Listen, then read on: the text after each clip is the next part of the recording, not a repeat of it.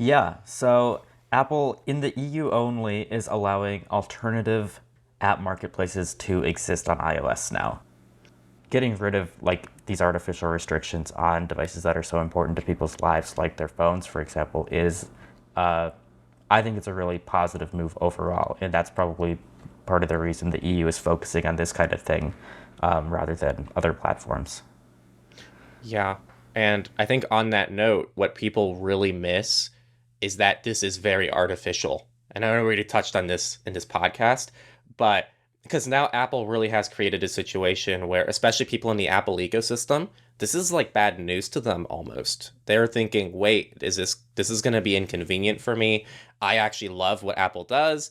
I I love the ecosystem. It's where all my data is. I don't want to have to choose things. Now I'm going to get bugged in my web browser and I don't want to switch anyway.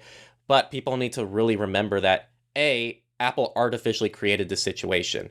Apple is a 2-year old like punching the glass at a grocery store and then starts crying when they get yelled at as if like what do you think was going to happen, because they artificially created a situation where everything has to go through the Apple ecosystem, and if you go outside of that, screw you, and you will know that, and that's how they incentivize you in the Apple ecosystem. And now that the EU is trying to make that different and essentially take away those artificial barriers, Apple is going to do everything they can to make you feel like you're missing out and to make it as hard as possible to switch away from their stuff. So this is all artificial, and we have a perfect example of why this is artificial, which is I think actually Google and Android.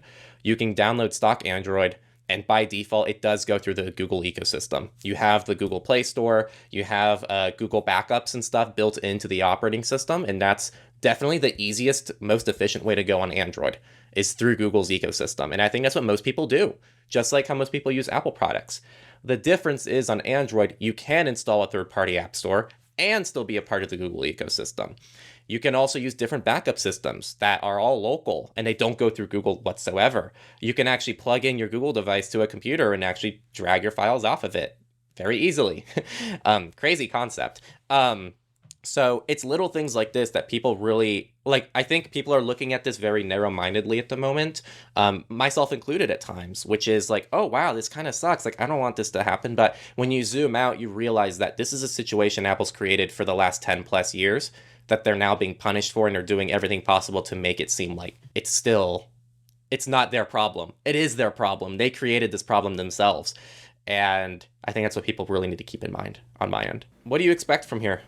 I expect there to be a lot of court cases in the future for Apple from the EU government. I'm really excited to see what emails turn up in these court cases about like what Apple was talking about behind the scenes when it comes to like even just writing this blog post or this press release Yeah. that they did about how angry it is, why they made all these decisions.